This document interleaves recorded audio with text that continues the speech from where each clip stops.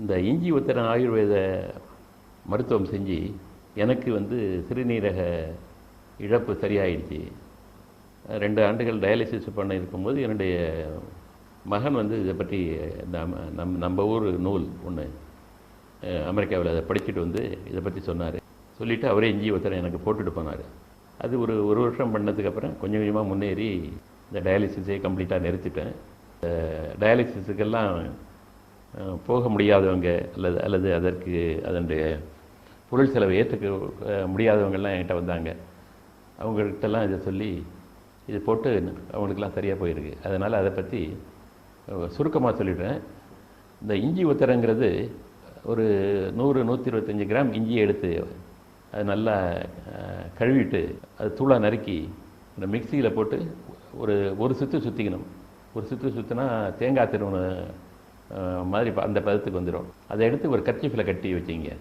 அதுக்கப்புறம் ஒரு 2-3 லிட்டர் சுத்தமான தண்ணீரை கொதிக்க வைங்க.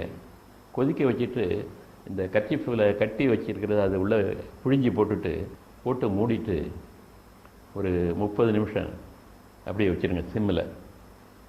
இந்த மாதிரி ஒரு கைத்துண்டு இதை நல்லா இஞ்சி கொதிக்க வச்ச தண்ணிக்குள்ளார முக்கி இன்னொரு பாத்திரத்தில் நல்லா புழிஞ்சிக்கோங்க. இந்த 2 முனைகளையும் வச்சு நல்லா புழிஞ்சிட்டு அதுக்கப்புறம் உதறிட்டு பேஷண்ட்டை குப்புறப்படுக்க சொல்லி அவருடைய முதுகு பகுதியில் கீழ்ப்புறமாக இந்த ஒத்தடம் கொடுக்க வேண்டிய துணியை நல்லா விரித்து விடுங்க.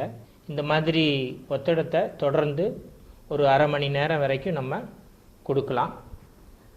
அரை மணி நேரம் கழித்து இந்த துண்டை எடுத்துட்டு ஒரு துணி வச்சு தொடச்சி நல்லெண்ணெய் வச்சு நல்லா ஒத்தடம் கொடுத்த இடங்களில் நல்லா தடவி விட்டுடணும். தடவி விட்டுட்டு ஒரு 1 or 2 மினிட்ஸ் பேஷண்ட் அதே மாதிரி குப்புறப்படுத்த பொசிஷன்லேயே இருக்கலாம். அதுக்கப்புறம் திரும்பி படுத்து ஒரு 2-3 மினிட்ஸ் ரெஸ்ட் எடுத்துட்டு அதுக்கப்புறம் அவங்கள படுக்க விட்டு எழுந்திருக்க சொல்லணும். ஆனால் இது மட்டும் செஞ்சால் போகாது. இது செய்யும்போது நாங்கள் சில உணவு கட்டுப்பாடெல்லாம் சொல்லியிருக்கோம்.